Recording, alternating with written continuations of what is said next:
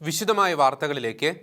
സംവരണേതര വിഭാഗത്തിലെ സാമ്പത്തികമായി പിന്നോക്കം നിൽക്കുന്നവർക്ക് ഏർപ്പെടുത്തിയ 10% സംവരണത്തെക്കുറിച്ചും അധ്യാപക നിയമന അംഗീകാരവുമായി ബന്ധപ്പെട്ട വിഷയങ്ങളിൽ അടിയന്തര നടപടി ആവശ്യപ്പെട്ട് സീറോ മലബാർ സഭാ നേതൃത്വം മുഖ്യമന്ത്രിയുമായി കൂടിക്കാഴ്ച നടത്തി. അധ്യാപക നിയമനവുമായി ബന്ധപ്പെട്ട കാര്യങ്ങൾ അനുഭാവപൂർവ്വം പരിഗണിക്കാമെന്ന് മുഖ്യമന്ത്രി ഉറപ്പു നൽകി.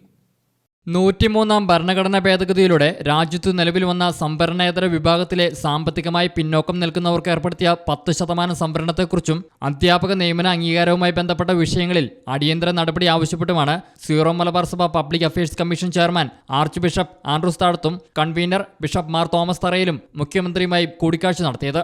EWS സംവരണം കേരളത്തിൽ നടപ്പിലാക്കിയ സർക്കാരിനെ അഭിനന്ദിച്ച പ്രതിനിധി സംഘം PSC നിയമനങ്ങളിൽ 2019 ജനുവരി മുതൽ മുൻകാല പ്രാബല്യം കൂടി നൽകണമെന്ന് മുഖ്യമന്ത്രിയോട് ആവശ്യപ്പെട്ടു.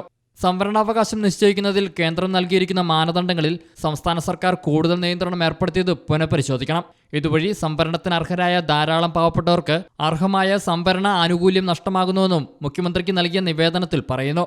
സാമ്പത്തിക സംവരണത്തെക്കുറിച്ച് നിക്ഷിപ്ത താൽപ്പര്യക്കാർ നടത്തുന്ന വ്യാജ പ്രചരണങ്ങളെക്കുറിച്ചും സഭാ നേതൃത്വം മുഖ്യമന്ത്രിയെ ധരിപ്പിച്ചു.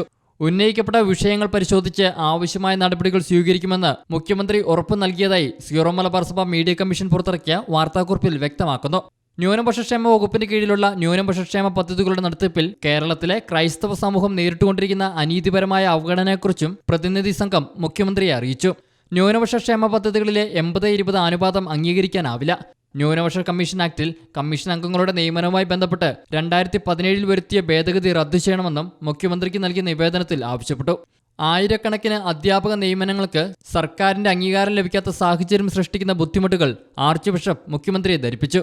ന്യൂനപക്ഷ മാനേജ്മെന്റുകൾക്ക് ഭരണഘടന അനുവദിച്ചിരുന്ന നിയമനാവകാശം നിലനിർത്തിക്കൊണ്ട് ഒരു ഒറ്റത്തവണ ഒത്തുതീർപ്പിലൂടെ പ്രശ്നം പരിഹരിക്കണമെന്നും മുഖ്യമന്ത്രിയോട് ആർച്ച് ബിഷപ്പ് അഭ്യർത്ഥിച്ചു.